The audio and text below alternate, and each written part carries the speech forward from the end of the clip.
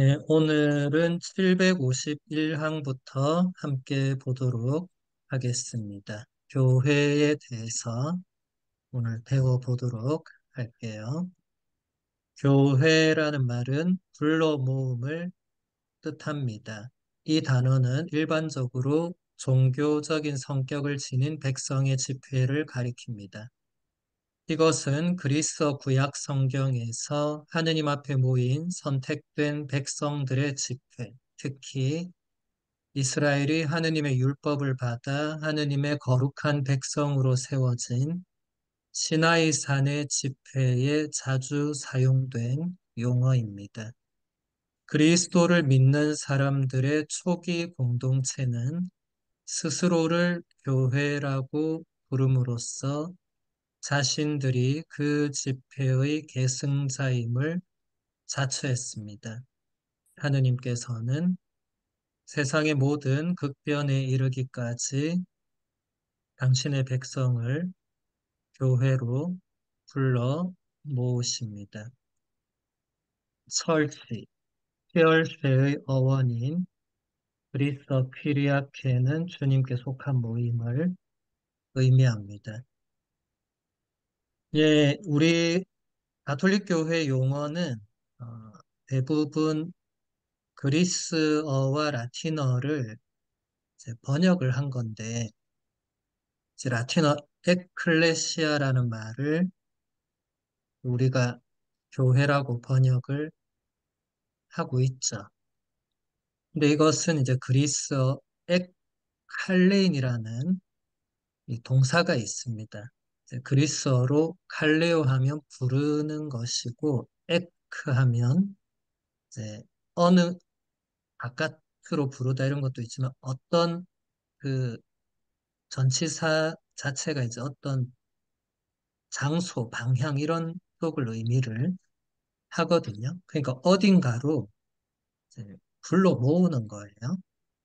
그래서 이것이 70인역 성경에서 이제 시나이 산의 이스라엘 집회에 이 단어가 자주 사용이 되었고, 그래서 초기 그리스도교 공동체가 자신들의 그 집회를 이제 에클레시아라고 부르면서 하느님 백성의 그 모임이다. 교회의 어원이 그렇다는 거예요. 그러니까 교회의 핵심적인 그 의미는 하느님께서 당신의 백성을 불러 모으시는 거예요. 그렇게 해서 교회가 형성이 되는 겁니다. 그래서 여러분들이 보통 교회라고 하면 개신교를 연상하는 분들이 많죠. 왜냐하면 우리 가톨릭은 가톨릭 교회인데도 일반 본당들을 성당이라고 부르고 개신교는 자기들의 그 교회를 교회라고 부르다 보니 교회 하면 사람들이 일단 개신교를 먼저 떠올리는데 어, 이번 시간을 통해서 이제 교회라고 하면 개신교를 여러분이 떠올릴 게 아니라 교회는 하느님의 백성, 하느님께서 불러 모으신 백성의 집회, 이제 이렇게 새롭게 개념을 여러분 안에 만들어 나가셔야 되겠습니다. 752항 보겠습니다. 그리스도교 용어로 볼 때 교회는 전례적인 집회를 가리키지만 또한 지역 신자 공동체를 가리키거나 온 세계 신자 공동체 전체를 가리키기도 합니다. 사실 이러한 세 가지 의미는 서로 뗄 수 없는 것입니다. 교회는 하느님께서 온 세상에서 모으시는 백성입니다. 교회는 지역 공동체 안에 존재하며 전례의 거행, 특히 성체 성사를 위한 전례적 모임으로 실현됩니다. 교회는 그리스도의 말씀과 성체로 살아 스스로 그리스도의 몸이 됩니다. 예, 교회는 일단 우리가 전례를 위해서 모인 회중이 그 전례를 거행할 때 그 회중의 그 모임 자체가 교회가 됩니다. 그런데 또 지역 신자 공동체, 그러니까 여러분들이 속해 있는 그 개별 본당의 그 신자 공동체도 교회가 되고 또 온 세계 신자 공동체 전체도 교회가 됩니다. 그래서 우리가 보통 그럴 경우에는 보편교회라는 용어를 쓰고 그 지역교회는 이제 개별교회 혹은 지역교회 이렇게 이제 구분을 하는데 어쨌든 다 교회라는 이 공통적인 의미를 가지고 있죠. 하느님께서 온 세상에서 모으시는 백성 공동체이기 때문에 흩어져 있든지 한데 모여 있든지 그 교회라는 본질에는 변함이 없다. 예수님께서 승천하시기 전에 제자들에게 그런 약속을 하시잖아요. 두세 사람이라도 내 이름으로 모인 곳에 내가 함께 있다. 이것은 교회의 굉장히 중요한 토대가 되는 말씀입니다. 그러니까 교회는 혼자서는 교회를 이룰 수가 없습니다. 하느님께서 우리 개개인을 부르시는 것은 우리가 성소라고 혹은 소명이라고 부르심이라고 보케이션이라고 뭐 콜링이라고 여러 가지 말을 표현을 하지만 그걸 가지고 교회라고 하지 않아요. 하느님이 개개인과 관계를 맺는 것을 교회라고 하진 않습니다. 교회는 항상 공동체를 의미합니다. 여기서 그 공동체 숫자는 몇 명 이상이어야 되냐? 예수님 말씀하셨잖아요. 두 명, 세 명. 그러니까 한 명이 아니고 그 이상은 다 교회가 됩니다. 하느님의 백성 공동체가 됩니다. 그래서 여러분들 어, 신앙적으로 함께 뭔가를 할 때 숫자가 작다고 해서 실망하거나 숫자가 적다고 해서 뭘 안 하거나 그렇게 해서는 안 됩니다. 두 명만 있으면 교회가 되는 거죠. 두 명이서 하면 됩니다. 우리가 숫자의 많고 적음으로 하느님의 일을 말할 수 없거든요. 물론 가톨릭 교회 전체는 숫자가 매우 많죠.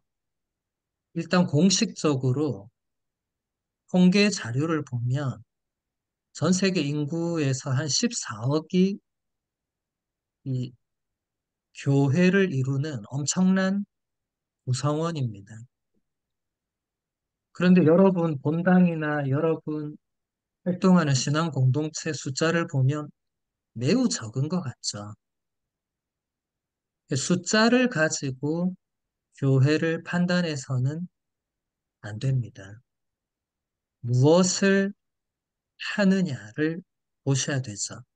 그래서 교리서는 교회는 전례 거행, 특히 성체 성사를 위한 전례 모임으로 실현된다고 설명합니다.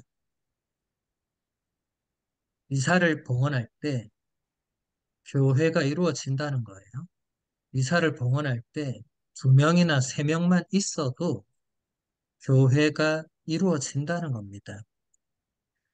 물론 사제가 혼자서 미사를 봉헌하는 경우가 있지만 그것은 극히 예외적인 경우고 그걸 가지고 이게 교회냐 아니냐 이렇게 따질 필요는 없는 거고 어쨌든 중요한 것은 교회는 공동체 안에 존재하고 성체 성사를 위해서 전례적으로 모여 있을 때 이루어진다.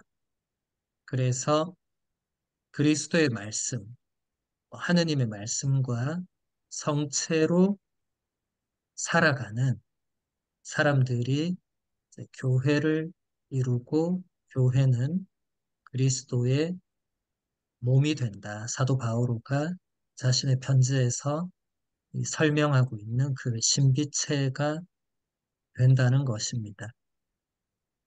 760방 보겠습니다. 초기 그리스도인들은 세상은 교회를 위하여 창조되었다고 말했습니다. 하느님께서는 당신의 생명에 참여하도록 세상을 창조하셨으며 이 참여는 그리스도 안으로 사람들을 불러 모음으로써 실현되는데 이 불러 모음이 바로 교회입니다. 교회는 만물의 목적이며 천사의 타락이나 인간의 범죄와 같은 고통스러운 역경도 하느님께서는 세상에 당신 팔의 힘을 펼치시어 완전한 사랑을 베풀기 위한 기회와 도구로서만 허락하셨습니다. 하느님의 의지에서 세상이 비롯되었듯이 인간의 구원이라는 하느님의 계획에서 교회가 비롯되었습니다. 예, 지금 교리서가 인용한 분들은 전부 교부들입니다. 초세기 교부들인데 이 교부들의 표현이 정말 장엄하고 감동적이에요. 유스티노 성인은 2세기 분인데 세상은 교회를 위해서 창조되었다고 말하고 있습니다. 이 엄청난 표현이죠. 이 우주 만물이 창조된 목적이 교회라는 거예요. 여러분 아마 이런 말을 어디서도 못 들어봤을 거예요. 그만큼 교회가 중요하다는 것을 강조하는 표현일 뿐만 아니라 이것은 과장된 표현이 아니고 이 다른 교부들도 비슷한 표현을 하는 겁니다. 에피파니오 성인은 교회가 만물의 목적이다. 에피파니오 성인과 유스티노 성인은 시대와 장소가 다른 교부예요. 그래서 오늘날에는 우리가 이 자료가 있으니까 이렇게 보고 서로 비교도 하고 이런 게 가능하지만 그 옛날 2세기, 3세기, 4세기에 그 불가능하죠. 그래서 교부들이 이렇게 하는 이야기들이 뭔가 공통점을 가질 때 신비가 거기서 드러나는 겁니다. 교부들이 서로 짜고 이런 얘기를 하는 게 아니라는 거예요. 서로를 전혀 모르는 상황에서 서로가 무슨 말을 했는지 본 적도 없는 상황에서 서로의 작품을 보지도 않은 상황에서 이런 같은 얘기를 할 때 거기서 신비가 드러납니다. 요리서는 그런 부분들을 놓치지 않고 다 인용합니다. 알렉산드리아 클레멘스도 아주 초창기 교부인데 하느님의 의지에서 세상이 비롯되었듯이 인간의 구원이라는 하느님의 계획에서 교회가 비롯되었다. 그러니까 이 교회는 창조와 구원과 교회가 뗄래야 뗄 수 없는 불가분의 관계로 연결이 되어 있다는 거예요. 여러분이 교회에 속해 있다는 게 엄청난 의미를 지니고 있다는 겁니다. 우리가 교회를 구성한다는 게 세상의 구원에 엄청난 역할을 한다는 거예요. 여러분, 세상을 구원하는데 가장 결정적인 핵심이 미사라고 우리는 믿잖아요. 그 미사에 우리가 없으면 비신자들이 가톨릭 신앙을 가지지 않은 사람들이 미사를 어떻게 봉헌하고 참여합니까? 안 되죠. 아까 제가 14억 인구라고 말했는데 그러면 나머지 56억에서 60억 가까운 사람들은 전혀 신앙을 가톨릭 신앙을 갖지 못했는데 그들의 구원을 위해서 우리가 미사를 봉헌하는 거죠. 그래서 여러분 미사를 드릴 때 이런 보편적인 구원에 대한 감각을 여러분들이 가질 필요가 있어요. 미사는 개인의 봉헌과 제사에 끝나지 않습니다. 물론 여러분이 미사를 참여할 때 개개인적으로 지향과 봉헌이 다 있겠지만 그게 끝이 아니에요. 미사는 우리 개인의 그냥 제사가 아닙니다. 미사는 예수님께서 온 인류를 위해서 날마다 당신 자신을 희생 제물로 봉헌하시는 구원의 결정적인 제사입니다. 그래서 사제나 수도자들이 매일 미사를 드리는 것이고 많은 신자들도 매일 미사가 의무는 아니지만 미사를 드리면서 이 온 인류의 구원에 참여하는 거죠. 이건 엄청난 사명입니다. 766항 보겠습니다. 교회는 우리 구원을 위해 그리스도께서 자신을 온전히 내어주심으로써 태어났습니다. 이 전적인 헌신은 특히 성체 성사를 세움에서 예비되고 십자가 위에서 실현되었습니다. 그 기원과 성장은 십자가에 못 박히시고 창에 찔리신 예수님의 옆구리에서 흘러나온 피와 물로 상징되었습니다. 십자가에서 잠드신 그리스도의 옆구리에서 온 교회의 놀라운 성사가 솟아나왔기 때문입니다. 하와가 잠든 아담의 옆구리에서 만들어졌듯이 교회도 십자가 위에서 돌아가신 그리스도의 꿰뚫린 심장에서 태어났습니다. 네, 766항은 거의 교부들의 설명을 종합적으로 정리해서 요약해 놓은 것으로 보시면 됩니다. 직접 인용은 이제 암브로쇼 성인의 작품을 표시했지만 나머지 부분들도 다른 교부들의 그 작품들을 지금 많이 가져왔거든요. 교회는 어디서부터 태어났는가? 성체 성사를 세우는 데서 준비가 되었고 십자가 위에서 완전히 이루어졌다. 제가 아까 말씀드린 대로 미사는 예수 그리스도께서 자신을 온전히 온 인류를 위한 희생제물로 하느님께 바치는 그 제사라고 했죠. 거기서부터 교회가 태어났다는 거예요. 근데 교부들은 예수님이 십자가에 못 박히시고 나서 특히 창에 찔리셨을 때 요한복음에 보면 예수님의 옆구리를 군사가 창으로 찌르죠. 그때 그 옆구리에서 피와 물이 흘러나왔다고 하죠. 교부들은 그 부분에 굉장히 주목했습니다. 이 피와 물이 뭐냐?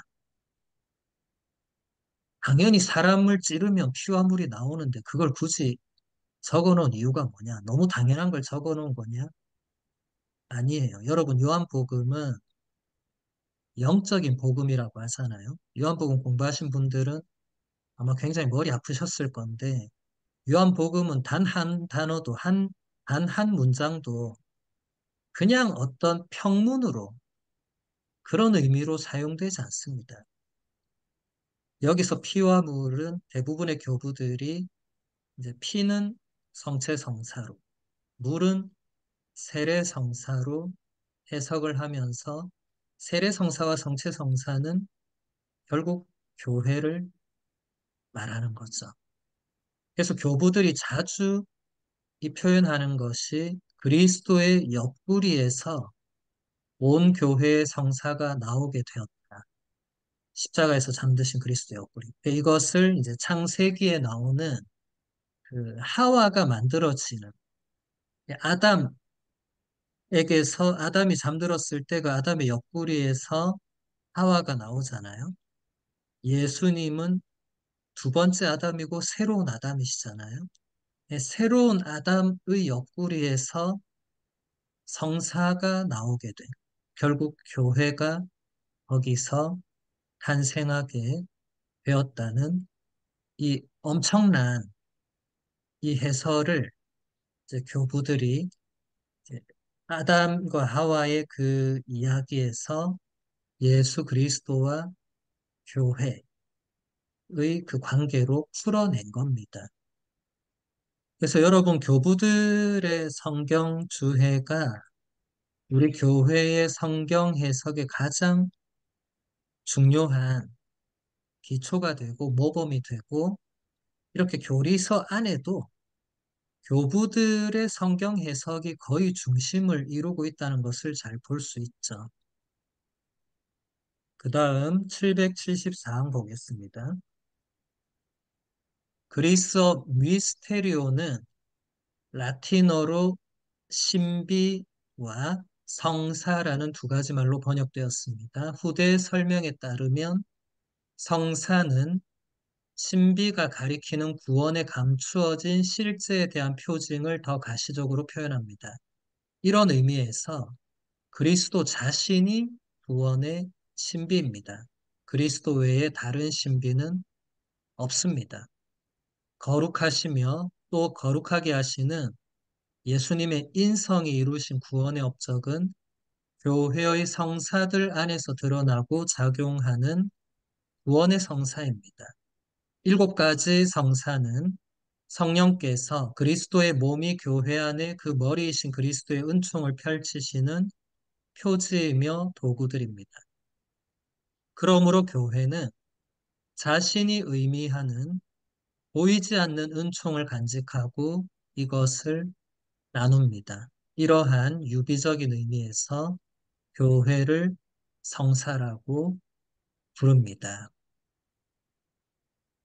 네, 그리스어 미스테리오는 일단 그 단어 자체 의미는 이제 신비라는 의미예요. 라틴어도 그 옆에 보면 미스테리오, 영어도 미스터리라고 그대로 다 번역을 하잖아요. 신비라는 의미인데 이것이 이제 점점 우리 그리스도교 안에서 성사라는 이제 사크라멘tum이라는 이 용어로도 번역이 됩니다. 이 사크라멘tum이라는 용어는 원래 라틴어 의미로는 맹세, 서약 이런 걸 의미해요.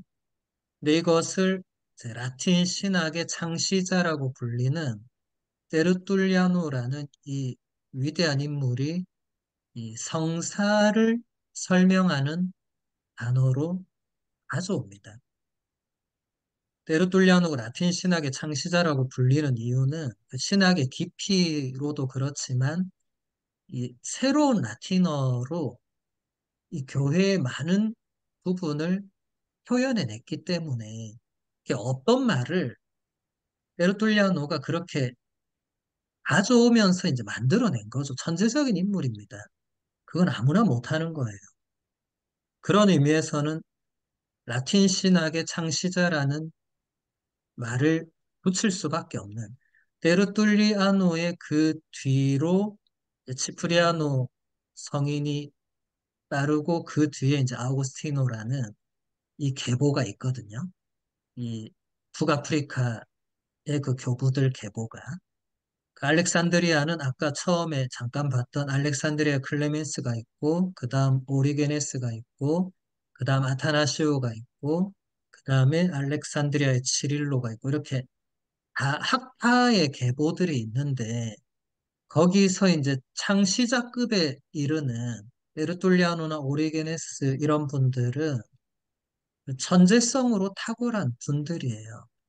후대의 사람들은 그 영향을 안 받을 수가 없어요.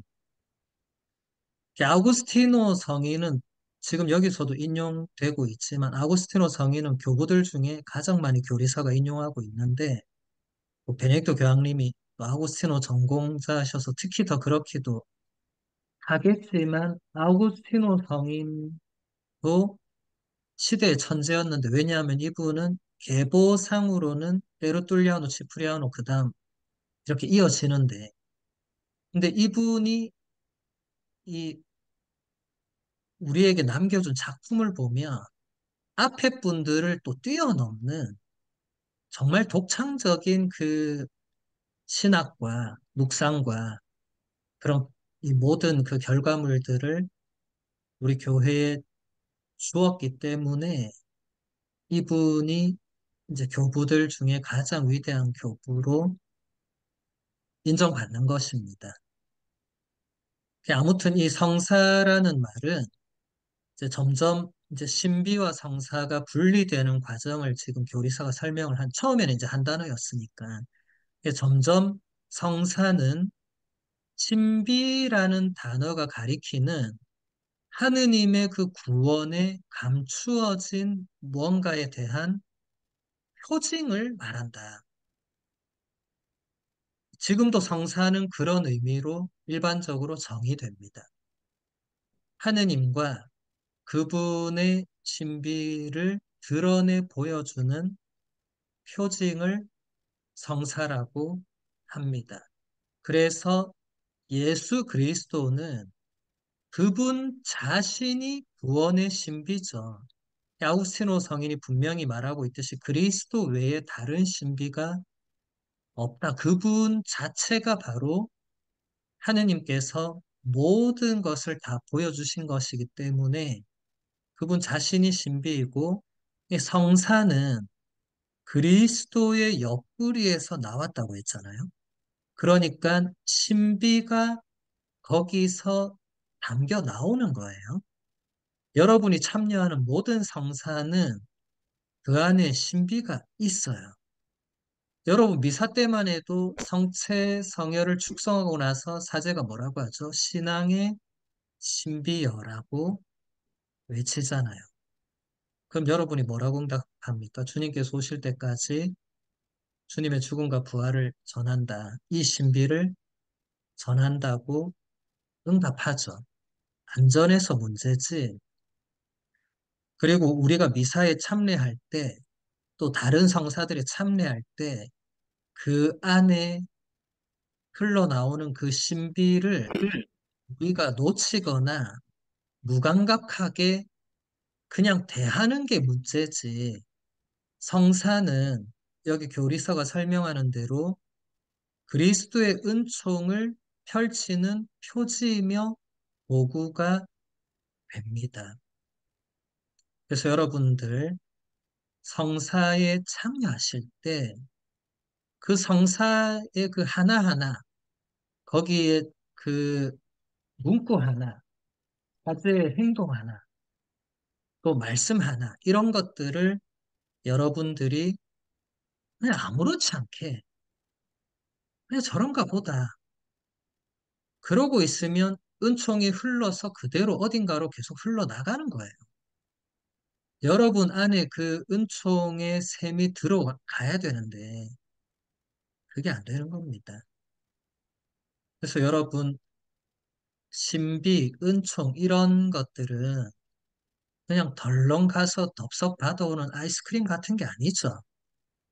그것은 준비를 해야 되고 그 순간에도 정말 깨어 있어야 되고 여러분이 간절히 그걸 원해야 되고 이런 모든 것들이 맞아 떨어져야만 여러분이 미사 한 번을 참례해도 그 안에서 그리스도의 신비와 깊이 결합될 수 있는 겁니다. 다른 성사도 마찬가지입니다. 그 다음 775항 볼게요. 인간과 하느님의 깊은 일치를 이루는 성사가 되는 것, 이것이 교회의 첫 번째 목적입니다. 사람들 사이의 친교는 하느님과의 일치에 뿌리박고 있기 때문에 교회는 또한 인류 일치의 성사이기도 합니다. 예, 교회의 첫 번째 목적이 무엇인가? 이것은 인간과 하느님의 깊은 일치를 이루는 성사가 되는 것. 그러니까 교회는 우리와 하느님이 일치하도록 해주는 그 무엇입니다. 교회를 통하지 않고 제가 지난 수업들에도 몇 번 얘기했는데 교회를 통하지 않고 어떤 개인이 혼자서 성경 읽고 혼자서 교부들의 작품을 읽고 혼자서 기도를 열심히 하면서 나는 하느님과 일치되어 있다고 말할 때 그것은 전적으로 개인의 신념이라고 제가 자주 얘기했죠. 인간과 하느님이 깊은 일치를 이룰 수 있는 유일한 곳은 교회입니다. 그래서 예수님께서는 아무것도 남긴 게 없어요. 예수님은 제자들한테 복음서에 복자도 쓰라고 하신 적도 없고, 당신이 직접 뭘 하신 게 남겨주려고 하신 것은 유일하게 하나가 있는데 그게 바로 교회. 교회입니다. 예수님은 교회를 남겨주셨습니다. 그래서 교회는 우리가 예수님을 만나고 하느님과 일치를 이루는 결정적인 성사가 됩니다. 그래서 교회 안에서 모든 것이 이루어집니다. 교회 바깥에서는 그게 이루어질 수가 없습니다. 그래서 여러분 교회 안에 속해 있는 게 매우 중요합니다. 세례를 받고, 견진 성사를 받고, 성체 성사를 받고, 또 혼인 성사를 받고, 보혜 성사를 받고, 또 병자 성사를 받고 하는 이 성사 생활이 이처럼 중요한 이유는 이것을 통해서 우리가 하느님과 깊은 일치를 이루게 되고 또 이것은 우리와 하느님과 일치뿐만 아니라 우리끼리의 일치, 친교도 거기서 발생하고 또 인류 전체의 일치도 거기서 가능할 수 있는 거죠. 물론 우리 교회가 제2차 바티칸 공의회를 통해서 이제 비그리스도교에 대한 비신자들에 대한 선언을 하면서 그들에게도 구원의 문이 열려 있고 진리의 흔적들이 거기에도 분명히 있다고 선언을 했어요. 이 제2차 바티칸 공의회는 세상을 향해서 교회의 문을 활짝 열어놓은 교회 역사상 가장 엄청난 공의회였습니다. 그 이전 모든 공의회들 다 합쳐도 제2차 바티칸 공의회하고 일단 성격이 굉장히 달랐고 제2차 바티칸 공의회를 통해서 교회가 이 세상 사람들을 그 안에 굉장히 많이 수용할 수 있었죠. 프란치스코 교황님 얼마 전에 돌아가셨지만 그분이 1936년 생이시잖아요.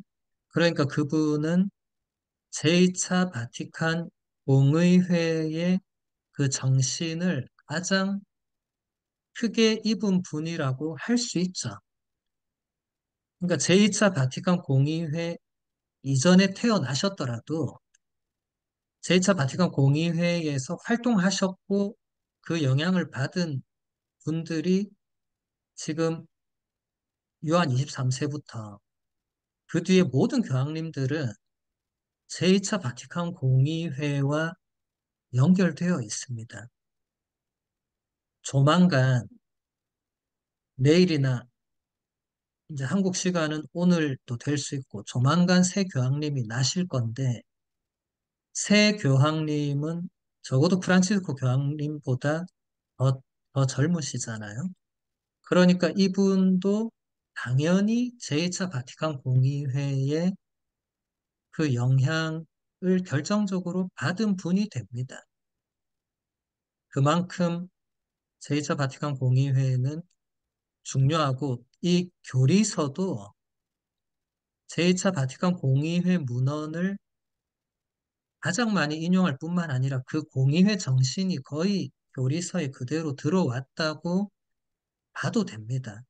그래서 여러분들 집에 제2차 바티칸 공의회 문헌이 있는 분들은 오늘 강의가 끝난 후에 그 책을 꺼내서 먼지를 한번 닦고 한번 이렇게 읽어보시기를 한 번만 읽는 게 아니고 틈날 때마다 읽어보시면 지금 우리가 신앙생활을 여기까지 할 수 있는 이유, 또 제가 지금까지 가톨릭교회 교리서를 설명해왔던 많은 부분들이 이미 그 공의회 문헌에 담겨 있다는 것을 알게 될 겁니다.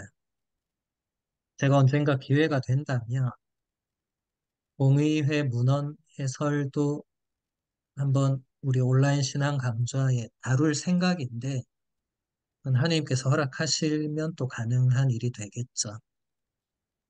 그 다음 786항을 보겠습니다. 그리스도 안에 새로 태어난 이들은 모두 십자가의 표시로 왕이 되고 성령의 기름 부음으로 사제로 축성됩니다. 그래서 우리 직분의 특수한 봉사 직무 외에도 영적이고 이성적인 모든 그리스도인이 왕다운 결례와 사제직에 참여하고 있음을 알아야 합니다. 하느님께 속한 영혼이 자기 몸을 다스리는 것 이상으로 더 왕다운 것이 있겠습니까? 주님께 깨끗한 양심을 바치고 마음의 제단 위에서 신심에 티 없는 제물을 바치는 일보다 더 사제다운 일이 있겠습니까? 교리서는 성 레오 교황님을 그대로 인용하고 있습니다. 786항 전체가 성 레오 교황님의 설교집 한 부분을 그대로 인용했습니다. 그만큼 중요하다는 거죠. 여러분, 성 레오 교황님 이름을 보면 중간에 성 에 레오 이렇게 되어 있죠. 네, 큰 대자죠. 라틴어 마뉴스를 큰 대자로 번역을 한 겁니다. 교회 역사상 대자 마뉴스라는 이 경칭이 붙은 교황님은 두 분밖에 없었어요. 두 분 다 교부였어요. 한 분은 레오 교황님, 한 분은 그레고리오 교황님입니다. 주교님들 중에는 이제 교부는 이제 대바실리오 성인이 있고 중세의 대알베르토 주교학자가 있죠. 이제 그 외의 분들은 아직 이제 이 경칭을 부여받지는 못했고 성녀 대데레사는 이런 의미의 대데레사가 아니라 소아데레사 성녀와 구분하기 위해서 이제 대데레사로 쓰는 겁니다. 여기서 지금 레오 교황님이 설명하는 것은 이제 교회 안에서 새로 태어난 사람들은 모두 다 십자가의 표지를 세례 때 반드시 받아요. 그러면서 왕이 되고 사제로 축성되는 모든 신자는 그래서 세례를 받으면 세 가지 직분을 받습니다. 지금 왕 나왔죠, 그렇죠? 그 다음 사제 나왔고 그 다음 하나가 예언직. 예언자입니다. 예. 그래서 왕과 사제와 예언자는 우리 모든 세례받은 사람은 이게 직분입니다. 이게 직무를 수행해야 되는 거예요. 이게 무슨 의미가 있냐? 여러분이 어떤 의미로 왕이고 사제고 예언자냐?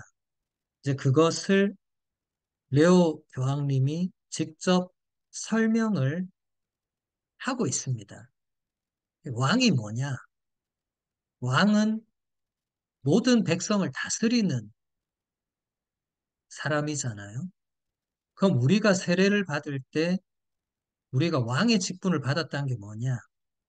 레오 교황님은 이렇게 말합니다. 하느님께 속한 영혼이 자기 몸을 잘 다스리는 것이야말로 가장 왕의 직분을 잘 수행하는 것이다.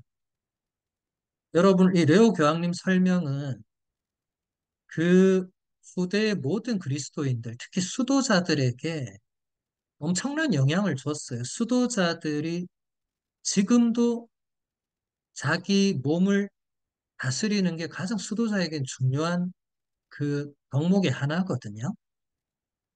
근데 수도자뿐만 아니라 모든 신자들은 자기 몸을 잘 다스려야 됩니다. 그러니까 우리가 몸이 원하는 대로 그냥 몸을 내버려 두지 않고 하느님의 뜻대로 몸을 다스리는 거죠. 육신의 욕망과 쾌락에 자기 몸을 맡기지 않고 예수님께서 십자가에 못 박히신 것을 생각하면서 사도 바오로가 뭐라고 했죠? 우리도 그리스도와 함께 세례를 받을 때 그리스도와 함께 죽었다고. 그러니까 우리도 이 육신의 욕망과 쾌락을 모두 다 십자가에 못 박아 죽인 거라고 사도 바오로가 설명을 하거든요. 그것을 잘 실행하는 것이 왕의 직무를 실행한 거다. 그래서 여러분 안토니오 성인이나 프란시스코 성인 그 전기 읽어보면 그 성인들이 그 육신의 욕망과 쾌락을 다스리기 위해서 그 가시 덩굴에 몸을 던지는 그게 전설이 아니고 실제로 그 성인들이 행했던 거거든요. 그렇게 해서라도 몸을 다스리려고 했다. 그래서 중세의 많은 수도자들은 자기 몸에 채찍 같은 것을 가지고 다녔죠. 그래서 이 육신의 어떤 욕망과 쾌락을 이기기 어려울 때 그 채찍으로 자신의 몸을 이렇게 때려서라도 그것을 다스리려고. 그래서 여러분들 이게 자기 학대가 아니냐. 그것은 전혀 이 신앙적인, 이 영적인 이런 것을 보지 않고 그냥 현대의 그 심리학과 사회학적 관점에서 그걸 바라보는 거고, 그리고 오늘날은 전 세계 그 어떤 수도자도 자기 몸에 채찍을 가지고 다니면서 그렇게 하지 않습니다. 이제 오늘날은 이제 다른 방식을 다 사용하죠. 그 시대에 따라서 또 그렇게 다 교회 안에서 행해지던 그런 신심이나 이런 게 있었던 거예요. 그게 중요한 것은 그만큼 그 왕직이라는 것이 자기 몸을 잘 다스려야 된다는 것. 근데 여러분들도 느끼시겠지만 여러분들이 여러분의 몸의 그 욕망과 쾌락을 추구하는 그리고 나태해지는 그런 경향들을 그냥 혼자서 아무렇지 않게 컨트롤하는 게 얼마나 어려운가를 여러분은 잘 아실 겁니다. 쉬운 게 아니에요. 그래서 왕의 직분을 수행한다는 그 의미가 있는 겁니다. 이거 아무나 잘하면 그게 뭐 왕의 직분까지 되겠습니까?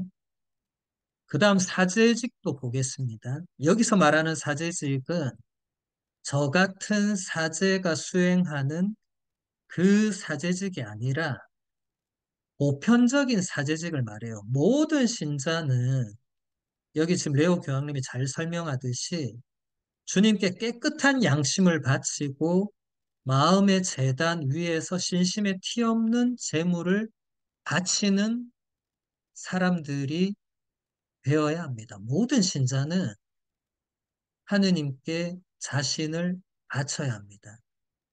그게 사제가 하는 일이죠. 사제는 제사를 바치고 제물을 봉헌하죠. 구약 시대에는 동물을 잡아 바쳤지만 이제 예수님의 십자가 희생으로 더 이상 동물을 잡아 바치는 제사는 끝났습니다.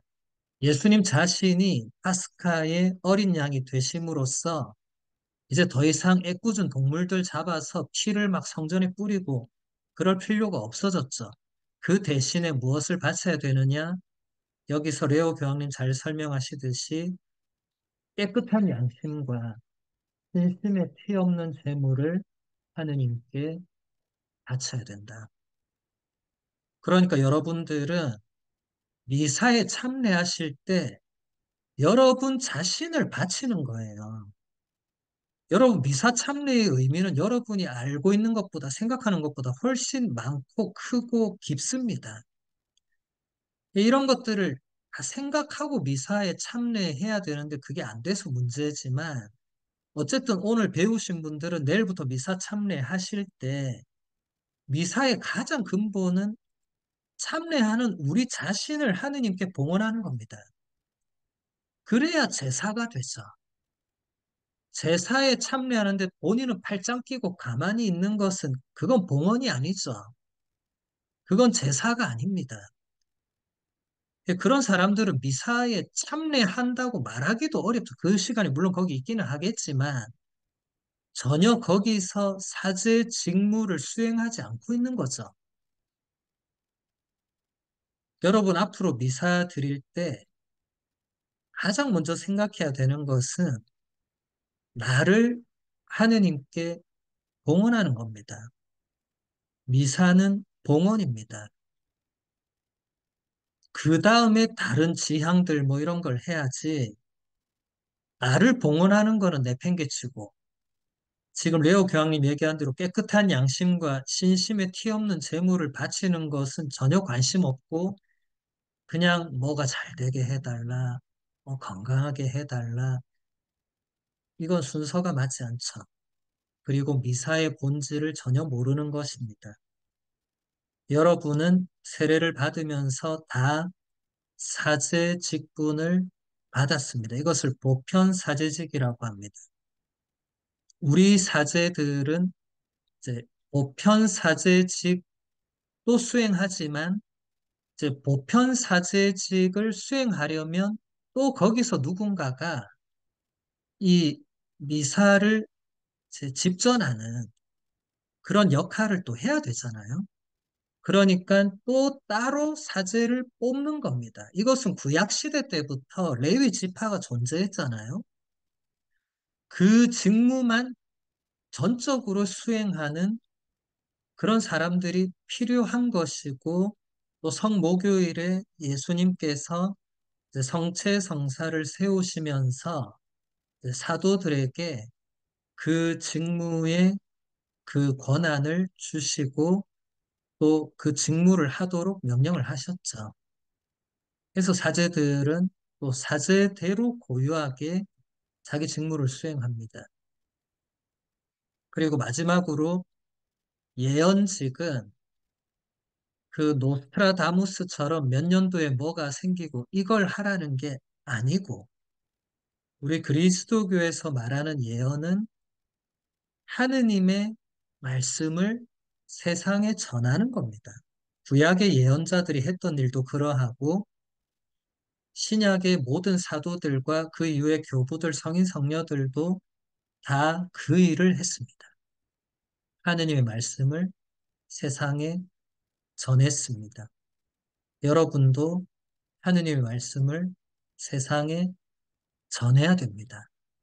말과 행동으로 전해야 됩니다.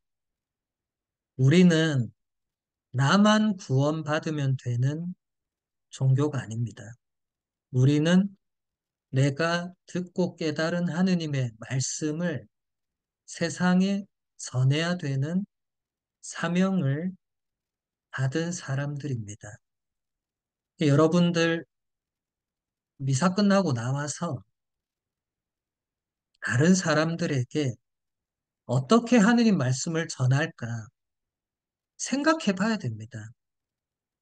고민도 하셔야 되고, 각자 자신의 삶의 자리에서 내가 어떻게 다른 사람들에게, 아직 하느님을 알지 못하는 사람들에게 하느님 말씀을 전할 수 있을까 고민해야죠.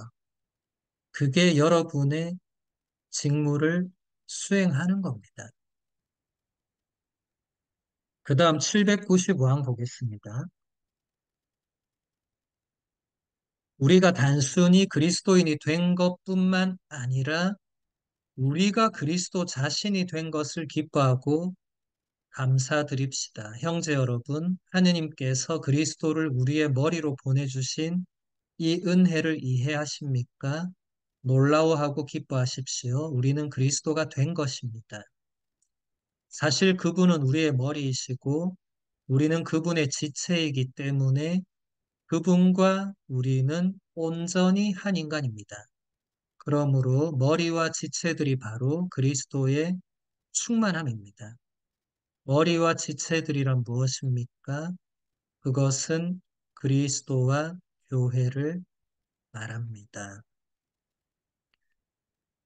네, 교리서 795항은 아우구스티노 성인의 요한복음 강해한 부분을 전체를 그대로 직접 인용해서 교리서의 한 항목으로 만들었어요. 그만큼 내용이 중요하다는 겁니다. 지금 이 내용은 여러분이 그냥 얼핏 보기에도 이게 성체, 성사를 설명하는 거구나라고 느끼셨을 거예요. 우리가 예수님의 몸과 피를 받아 모셨을 때 아우구스티노 성인이 그걸 신자들한테 설명을 해주는 겁니다. 우리는 그리스도가 된 것이다. 예수님의 몸과 피를 우리가 받아 모시면서 예수 그리스도가 된 것이다. 여러분, 이것은 굉장히 역설적인 신앙의 신비입니다. 여러분, 우리가 사과를 먹으면 어떻게 되죠? 사과가 우리 몸 안에 들어와서 우리 몸 속에 퍼져서 양분을 공급하고 사과가 없어지죠. 우리가 사과가 된 게 아니죠. 내가 사과를 먹었다고 해서 내가 사과가 된 겁니까? 아니죠. 지금 그렇게 생각하는 분은 아무도 안 계시겠죠. 그렇게 생각하는 분이 계시면 지금 굉장히 심각하고 위험한 거예요. 그렇게 생각하는 분은 아마 아무도 안 계실 거라고 단정하고, 그런데 지금 아구스티노 성인의 설명은 잘 보세요. 우리가 예수님의 몸과 피를 받아 모시면, 아까 사과 먹은 거랑 지금 똑같잖아요. 그럼 예수님의 몸과 피가 우리 안에 들어와서, 우리 몸 안에 들어와서 지금 아까 있었던 게 없어졌기 때문에 예수님 몸과 피가 우리 안에 들어와서 양분으로 가고 이렇게 돼야 되는데 그게 아니고 여기서는 반대로 되는 겁니다. 여기서는 우리가 그리스도가 되는 것입니다. 그래서 신앙의 신비라고 하는 겁니다. 예수님의 몸은, 성체는 일반적인 음식과는 완전히 다른 차원이죠. 그게 그냥 보이는 빵 한 조각이 아니죠. 그렇게 생각하는 사람에게는 교회가 성체를 영해주지 않습니다. 그렇게 생각하는 사람은 성체를 받아 모실 자격이 없습니다. 여러분, 우리가 성체를 받아 모실 때 우리는 예수 그리스도라는 이 신비체에 완전히 하나가 됩니다. 이건 엄청난 거죠. 그리스도의 신비체를 사도 바오로가 설명할 때, 그럼 이것이 어떻게 가능한가? 그냥 세례만 받으면 끝나는 건가? 아닙니다. 성체 성사를 통해서 그것이 완전하게 이루어진다고 교부들이 설명합니다. 그리고 지난 베네딕토 교황님도 그래서 성체 성사가 얼마나 중요한 것인가. 교황님의 권고 사랑의 성사를 여러분들이 꼭 한번 읽어보시기를, 아니면 제가 강의했던 게 있는데 제가 보내드릴 테니까 꼭 한번 들어보시기를 권해드리는데, 이 세례성사, 변진성사는 성체성사를 위해서 있는 거예요. 세례성사와 변진성사를 받고도 성체성사를 받지 않는 사람이 있다면 그건 아무 의미가 없는 겁니다. 그래서 여러분 냉담자들이 심각한 상태에 있는 거예요. 세례와 견진을 받았는데 성체성사를 받지 않고 있잖아요. 그러고도 아무렇지 않게 그냥 살고 있잖아요. 여러분, 우리가 그냥 냉담자들을 가만히 내버려 두면 나중에 어떻게 됩니까? 그러니까 우리가 교회를 이룬다는 게 세례 받았다고 끝나는 게 아닙니다. 이게 죽을 때까지 교회 안에 머물러 있는 게 얼마나 중요한가. 그리고 여러분이 다 아시겠지만 얼마나 많은 유혹과 어려움이 여러분에게 있습니까? 지금 여러분 이때까지 교회 안에 속해 있으면서 얼마나 많이 그냥 나갈까, 그만둘까, 혹은 아마 여기 지금 듣고 계신 분 중에는 오랜 시간 냉담하다가 다시 돌아온 분들도 계실 거예요. 그만큼 교회 안에 충실히 머무른다는 게 쉽지 않습니다. 신비를 날마다 받아들이고 산다는 게 쉽지 않아요. 왜냐하면 여러분이 속해 있는 그 세속은 전혀 신비와 무관한 사람들과 그런 분위기와 그런 게 너무 만연해 있기 때문에 여러분들이 일주일에 한 번 잠깐 성당에 와서 신비를 경험하고 체험하고 나머지는 전혀 신비가 없는 곳에서 그냥 사니까 이게 날수로도 비교해보면 비교 자체가 안 되죠. 근데 그렇게 따지면 14억의 그리스도교 인구는 존재할 수가 없습니다. 14억이 될 수도 없고, 물론 그 14억의 그리스도교 이제 가톨릭 신자가 모두 다 교회 안에 충실히 머무르고 있다고 저는 보지 않습니다만, 왜냐하면 숫자가 중요한 건 아니니까. 그게 중요한 건 아니지만 적어도 우리가 교회에 속해 있다고 말할 때는 이 성사들의 충실함, 여러분이 성사에 충실하려면 그 성사들의 의미도 잘 알아야 되겠죠. 우리가 교리서를 배울 때 성사 부분도 배우게 될 것인데, 성사는 그렇게 한번 쓱 배우고 지나갈 것은 아니고, 다음에 이 부분도 제가 기회가 되면 이 온라인 신앙 강좌 시리즈의 이제 성사론은 항상 성사 일반론 혹은 성사 총론이 있고, 그 다음에 성사각론이 있어요. 그러니까 7개 성사 하나하나를 다 따로 또 배우는 겁니다. 그만큼 성사라는 것이 중요하다는 거예요. 그 다음 797랑 보겠습니다. 하느님의 선물은 교회에 맡겨졌습니다. 그리스도와 이루는 친교, 곧 불멸의 보증이며 우리 신앙의 확인이요 하느님께로 오르는 사다리인 성령이 교회에 주어졌습니다. 교회가 있는 곳에 하느님의 영이 계시고 하느님의 영이 계시는 곳에 교회와 모든 은총이 있기 때문입니다. 예, 이레네오 성인의 이단 방박 작품 또 한 부분을 그대로 직접 인용을 해서 교리서의 한 항목이 구성되었습니다. 그만큼 중요한 거예요. 하느님의 선물은 교회에 맡겨져 있다. 다시 말해서 여러분이 하느님께 선물을 청하고 그걸 받으려면 교회로 가야 됩니다. 다른 데서 받는 게 아니에요. 교회에 가서 성사를 통해서 하느님의 선물을 받습니다. 이레네오 성인은 여기서 성령도 교회에 주어졌다. 이 이레네오 성인의 이 설명 이후에 교부들은 한결같이 그대로 이걸 따르거든요.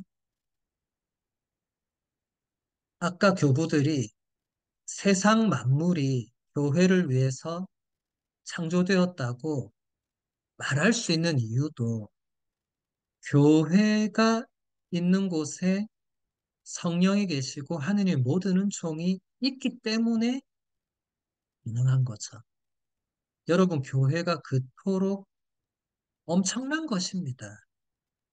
여러분이 그동안 교회에 속해 있으면서 봉사하고 설거지하고 청소하고 너무 힘들었죠. 뭐 안 맞는 사람하고 싸우고 이런 것만 생각하다 보면 내가 진짜 할 수 없이 그냥 성당에 나가고 이 성가대도 이 성모여도 그만둬야 되는데 하도 사람이 없어가지고 못 그만두고 이런 인간적인 차원으로만 교회를 바라보고 이해하시면 결국 교회를 떠날 수밖에 없습니다. 교회는 그런 차원이 아닙니다.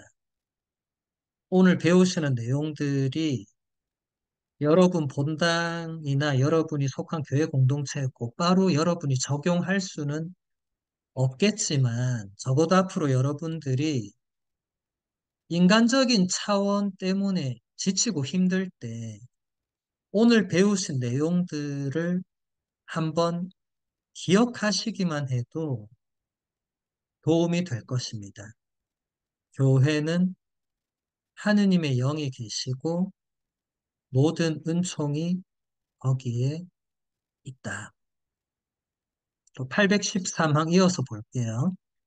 이 얼마나 놀라운 신비입니까? 우주의 아버지 한 분만 계시고 우주의 말씀도 한 분만 계시며 또한 어디서나 동일한 성령도 한 분만 계십니다. 그리고 어머니신 동정녀 한 분만 계시는데 저는 그분을 교회라고 즐겨 부릅니다. 알렉산드리아의 클레멘스 지금 벌써 여러 번 인용되고 있죠. 알렉산드리아의 클레멘스는 오리게네스의 스승입니다. 그러니까 알렉산드리아 클레멘스는 오리게네스만큼은 아니지만은 오리게네스라는 이 위대한 이 교부가 나오는 데는 클레멘스가 또 있었기 때문에 암브로시오와 아우구스티노 성인을 생각하시면 됩니다. 우리 말 이제 한자어에는 청출어람 이런 표현이 있잖아요.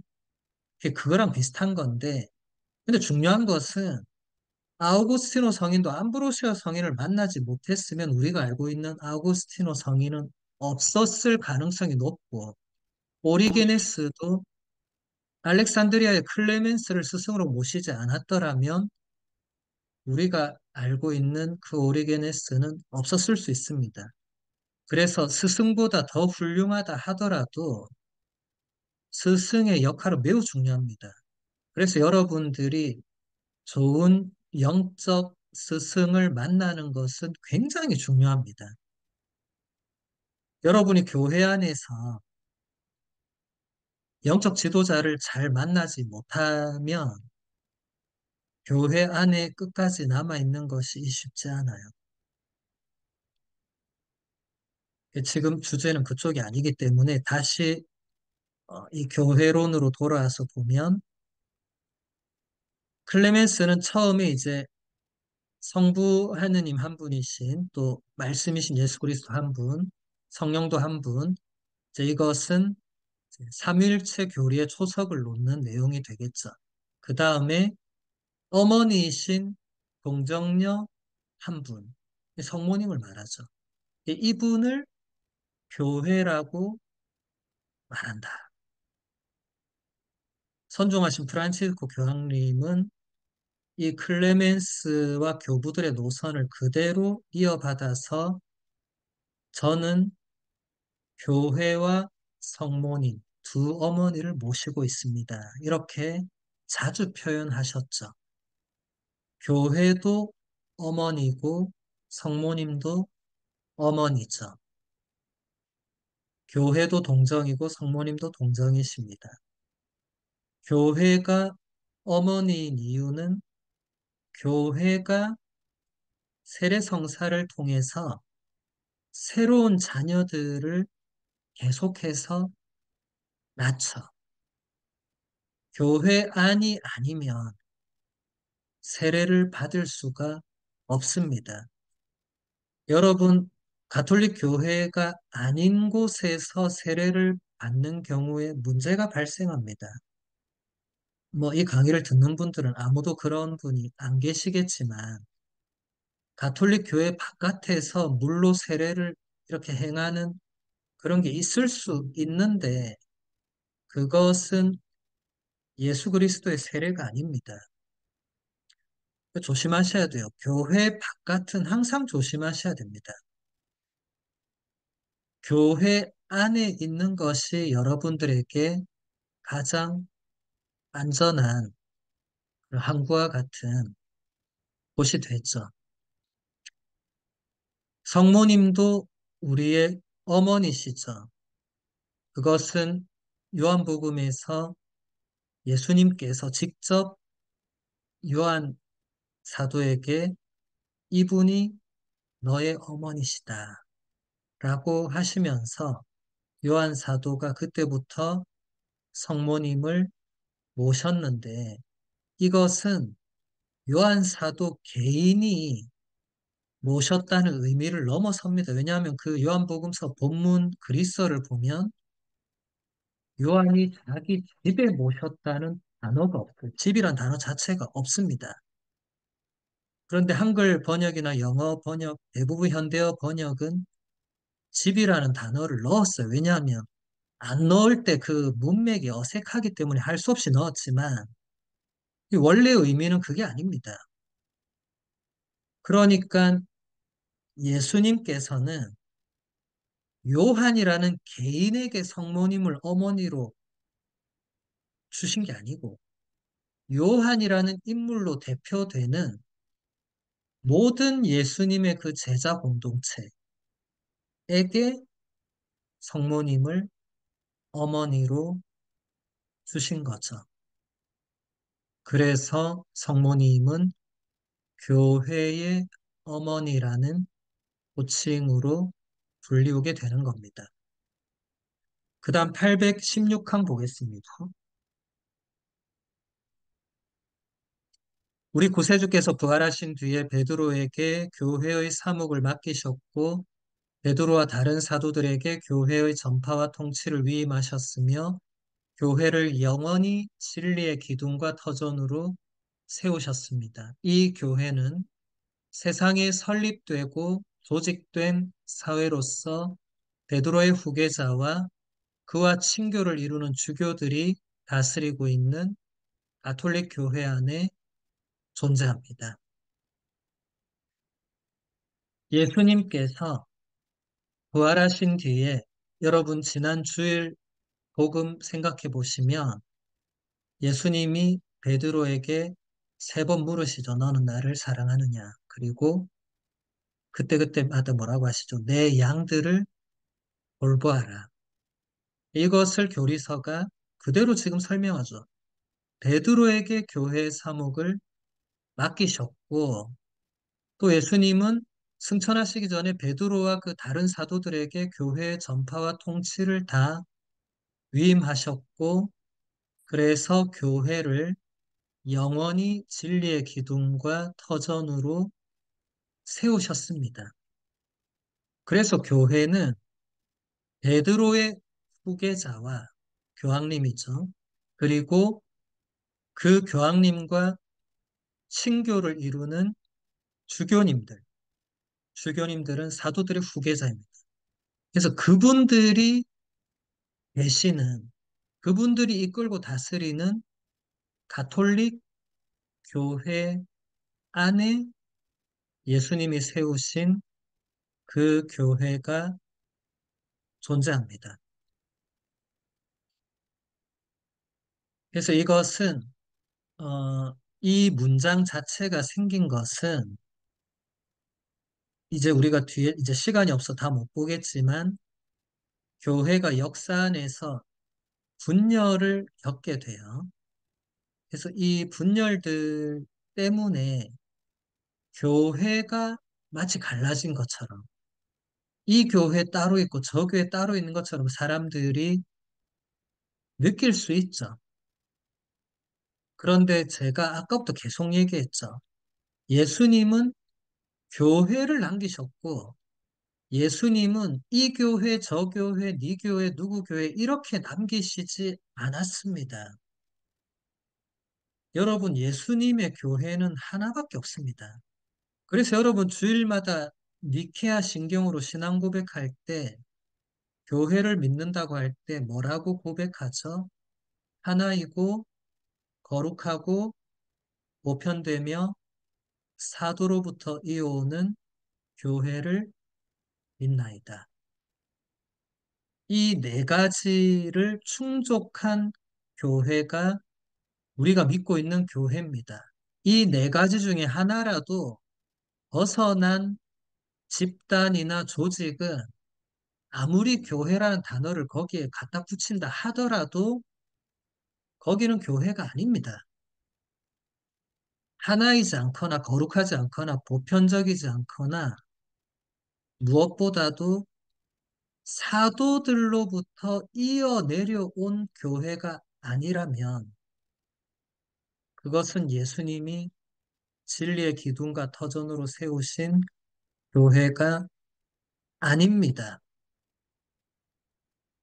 베드로의 후계자를 선출하는 콘클라베가 지금 열리고 있죠. 이게 다 교회의 표상이고 표현들입니다. 베드로의 후계자가 뽑히는 건 매우 중요한 일입니다. 베드로의 후계자 없이는 교회가 있을 수 없어요. 여러분이 816항은 굉장히 중요합니다. 왜냐하면 예수님께서 분명히 베드로에게 교회의 사목을 맡기셨고 부활하시기 전에 베드로에게 교회의 전권을 주셨어요. 모든 권한을 주셨습니다. 베드로에게 열쇠를 맡기셨습니다. 그래서 이 베드로의 후계자가 교회의 가장 이 토대를 이룹니다. 이것은 그냥 그렇게 된 게 아니라 여러분들이 교부들이 어떻게 했는가를 보면 그걸 분명히 알 수 있어요. 교부들은 항상 베드로의 후계자인 교황에게 로마의 주교에게 이런 모든 것들, 신앙과 관련된 모든 것을 문의하고 그 결정에 따랐고 거기 이 베드로의 그 후계자, 이제 로마의 주교와 친교를 이루느냐 이루지 않느냐를 이단이냐 아니냐의 결정적인 기준으로 봤습니다. 굉장히 중요한 겁니다. 그래서 베드로의 후계자와 또 그분과 친교를 이루고 있는 주교님들이 존재하는 가톨릭 교회 안에 예수님의 교회가 존재합니다. 원래라면 가톨릭 교회가 바로 예수님이 세우신 교회다라고 써야 되겠죠. 그런데 제2차 바티칸 공의회에서 제2차 바티칸 공의회를 여셨던 요한 23세 교황님은 동방정교회, 영국 성공회, 개신교회, 이렇게 갈라져 있는 모든 교회의 그 수장들을 다 초대하고 그들과 한 형제로서 그렇게 교회 안에 일치를 굉장히 추구하셨던 분입니다. 이제 그분의 정신이 공의회에 그대로 반영이 되면서 그 문장이 이렇게 조금 부드럽게 바뀐 거예요. 예수님의 교회가 가톨릭 교회다라고 그냥 못 박아 버리면 지금 제가 얘기한 동방교회, 영국 성회 개신교회는 자동적으로 예수님의 교회가 아니다 이렇게 돼버리잖아요. 그럼 다 불러놓고 너네는 아니다 이렇게 하는 것은 그건 맞지 않죠.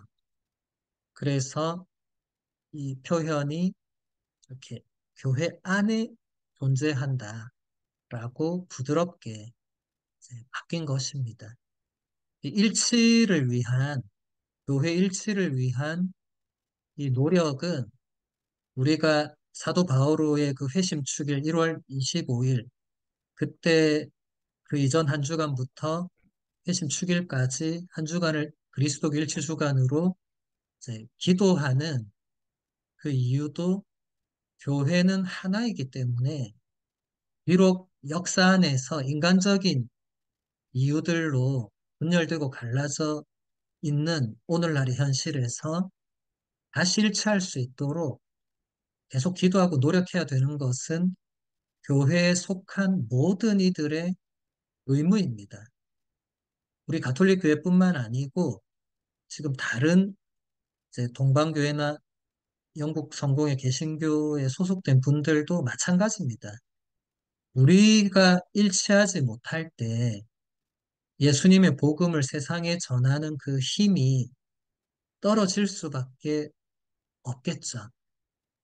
그래서 여러분들 어, 새 교황님이 곧 나실 건데 우리가 새 교황님을 중심으로 교회에 성실하게 속해 있는 것도 중요하고 또 우리 교회가 하나가 되기 위해서 항상 기도하고 예수님의 마지막 유언도 당신 제자들이 모두가 하나 되게 해달라는 기도였잖아요. 그 기도를 우리가 날마다 바치고 또 실천하려고 노력하는 것도 대단히 중요합니다. 오늘 강의는 여기서 마무리하도록 하겠습니다.